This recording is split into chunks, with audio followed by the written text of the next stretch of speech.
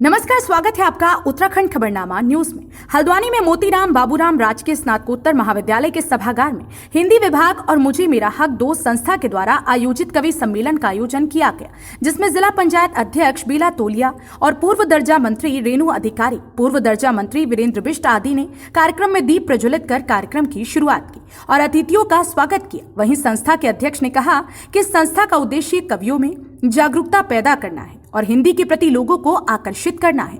वहीं इस सम्मेलन में कोरोना जैसी महामारी में कार्य कर रहे पत्रकारों को भी संस्था के द्वारा सम्मानित किया गया। मुझे मेरा हक दो एक गूंज, एक खामोश चीख है। यह संस्था उन महिलाओं के लिए काम कर रही है जिन्हें समाज देख नहीं पाता या देखते हुए भी अनदेखा कर देता है। यह संस्था घर में रहती उन औरतों के लिए काम कर रही है जिनको उनके अधिकार से उनके अपने ही वंचित रखते हैं। ऐसे समाज को जागरूक करने का काम करती है। मां सरस्वती के आगे दीप प्रज्वलित कर सरस्वती वंदना के साथ कार्यक्रम की शुरुआत हुई। इस कार्यक्रम में शहर के वरिष्ठ साहित्यकार ने शिरकत की, जिसमें श्रीमती ज्योति विश्वकर्मा, जो सागर मध्य प्रदेश से संस्था अध्यक्ष हैं, कार्यक्रम में आकर महिलाओं के हक की लड़ाई लड़ने की बात कही गई। का एक बहुत ही बड़ा महत्व है, क्योंकि हमारे साहित्य को जिंदा रखने के लिए कवि सम्मेलन बहुत ही आवश्यक है। हमारी जो प्राचीन संस्कृति है उसे जिंदा रखने के लिए कवि सम्मेलन बहुत आवश्यक है, क्योंकि आपने देखा होगा कि साहित्य समाज का दर्पण है और हमारा समाज आज किस दिशा की ओर जा रहा है उसको अगर हम देखना चाहते हैं तो कवि सम्मेलनों के माध्यम से। लेकिन मेरे जितने भी कवि सम्मेलन में जाना होता है कि मैंने देखा कि चाहे वो हास्य रस से, श्रृंगार रस से या अन्य किसी रस के, जो जैसे वीर रस की वो लोग पंक्तियाँ कहते हैं, कविताएँ कहते हैं, वो सिर्फ टॉन्टिंग वे में होती हैं। मैं बहुत ही स्पष्ट बोलना चाहूँगी। लेकिन आपने अटल जी को सुना होगा, बहुत ऊंचे कवि थे, एक अच्छे नेता के साथ मैंने देखा, आपने उन्हें देखा, हमेशा उन्होंने जो भी पंक्तियाँ कहीं, छोटे मन से कोई बड़ा नहीं उठता, टूटे मन से कोई खड़ा नहीं होता, मैदान जीतने से मन जीता नहीं जाता, ना ही मन जीतने से मैदान जीता जाता। कहने का मतलब है उनकी हर लाइन में मोटिवेशन था। तो मैं भी यही चाहती हूँ कि क्योंकि कवियों के बारे में कोई जो हम लोग कहते हैं कि काल्पनिक क्षमता का धनी है और राज्य धर्मी है, क्योंकि समाज की अगर समस्याओं को दूर करने के लिए एक मंच होता है तो कवियों को मिला होता है।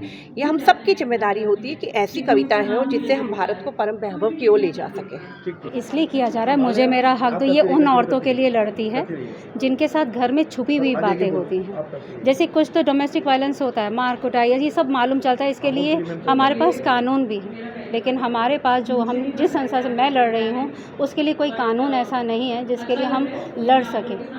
बहुत सारी बातें घर में, जैसे प्रॉपर्टी ही है, चुपचाप साइन हो गए, कुछ और हो गया घर के अंदर। औरतों की खामोशी के साथ, जो बड़े घर की औरतें नहीं बोलती हैं, लेकिन वो इतनी छुपे हुए दर्द सहती हैं, उनको मैं सुनती हूँ, फिर उनको मोटिवेट करती हूँ, जीने की हौसला देती हूँ। बस मेरी संस्था ये काम करती है। हाँ, कुछ ज़्यादा होगा फिर हम बड़े तौर पे भी लड़ेंगे, उसके लिए कोई मनाही नहीं है, लेकिन पहले हम घर बचाने की कोशिश करते हैं, बाद में भी। साहित्यकार का मतलब है दिल से सॉफ्ट होना, कोमल होना, लेकिन मैं यहाँ देखती हूँ कि दिल से कोमल नहीं होते।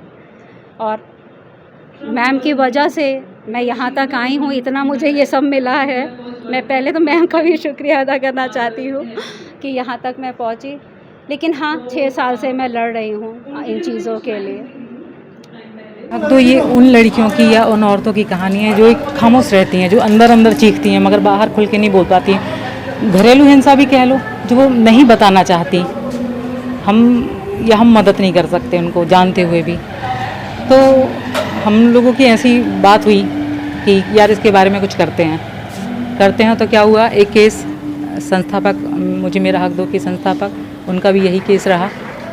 तो हमने बोला जब शुरुआत हम करते हैं, इनसे शुरुआत हो गई, अब हम चाहते हैं कि हर कोई बोले, हर कोई अपनी आवाज़ बुलंद करे कि भाई मुझे मेरा हक दो। अभी इनके बताया सौम्या जी ने कि फ़ोनों पे हम लोग लड़कियों से डिस्कस करते हैं, आपको क्या प्रॉब्लम है, तो वो धीरे धीरे बताती हैं कि ऐसा। कई केसेस ऐसे हुए कि भाई मेरे बस की नहीं है, मैं सुसाइड कर लूँगी। तो ये हम लोग फ़ोन पे अभी शुरुआत कर रहे हैं, समझा रहे हैं। और खुशी की बात यह है कि 4-5 लोगों को हम लोग ऐसे बचा चुके हैं कि भाई ज़िंदगी बहुत खूबसूरत है, तो आप ऐसा कदम ना उठाएं, बाकी हम आपके साथ हैं। क्या नाम है मैम आपका? ज्योति विश्वकर्मा। कहाँ से हैं? मैं सागर मध्य प्रदेश से हूँ और मुझे मेरा हक दो कि अध्यक्ष के रूप में। बाकी यह है कि ईश्वर की कृपा हो, काम मैं करूँ अच्छे से। ठीक है। हमारी अपनी भाषा है, हमारे देश की भाषा है। हिंदी वो भाषा है जिसकी वजह से हम अपनी अभिव्यक्ति कर पा रहे हैं। हम बाल्यकाल से सोचते हिंदी में हैं। हमारा समाज में जो कुछ भी हमारी संस्कृति है वो हिंदी में रची बसी है। हाँ, तो और अपने विचारों का आदान प्रदान हम हिंदी में कर रहे हैं, पढ़ लिख रहे हैं हिंदी में, तो हम हिंदी के प्रति दूरी कैसे बना सकते हैं? हिंदी हमारी अपनी भाषा है और इसे हमें व्यवहार में उतारना ही चाहिए हिंदी को। और जहाँ तक कवियों का सवाल है, हिंदी केवल लोगों को यही तो भ्रम है, अफसोस इस बात का है, लोगों को लगता है कि हिंदी केवल कविता कहानी की भाषा है। ये सच्चाई नहीं है। अभिव्यक्ति का माध्यम है हिंदी। हिंदी तो हमें सब कुछ दे रही है, हमें रोज़गार उससे मिल रहा है। क्या चीज़ है जो हमें हिंदी नहीं दे रही है? ये हमारा दुर्भाग्य है कि हम हिंदी को महत्व नहीं दे पा रहे हैं। हिंदी को तो राष्ट्रभाषा के पद पर सुशोभित होना चाहिए। वो किसी एक प्रांत विशेष की भाषा नहीं है, वो पूरे देश का नेतृत्व करती है। यहाँ की प्रतिनिधि भाषा है हमारे देश की। वो विदेशों में भी जब कोई बात करता है भारतीयों की, तो वो हिंदुस्तानी की बात करता है, और वो बात करता है हिंदी की। जब बात आती है तो वो सीधे कहेगा अरे ये हिंदुस्तान से आया है। यानी हम हिंदी की बातें करते हैं, तो हिंदी के प्रति हमारे मन में सम्मान भाव होना चाहिए। उसकी वर्तनियाँ हम परवाह नहीं करते, अशुद्धियाँ हम उसमें लेकर आते हैं, जबकि ये होना नहीं चाहिए। हमें उसका भी ख्याल रखना चाहिए, क्योंकि जो हमारी लिपि है, केवल हमें भाषा की बात नहीं करनी चाहिए, लिपि की बात भी करनी चाहिए, क्योंकि लिपि से ही हमारा जो विकास होता है। तो लिपि का भी हमें संरक्षण करना है और उसमें हमें काम करना चाहिए। हम रोमन लिपि का प्रयोग करते हैं, हमें उसे छोड़ना। हल्द्वानी से उत्तराखंड खबरनामा न्यूज।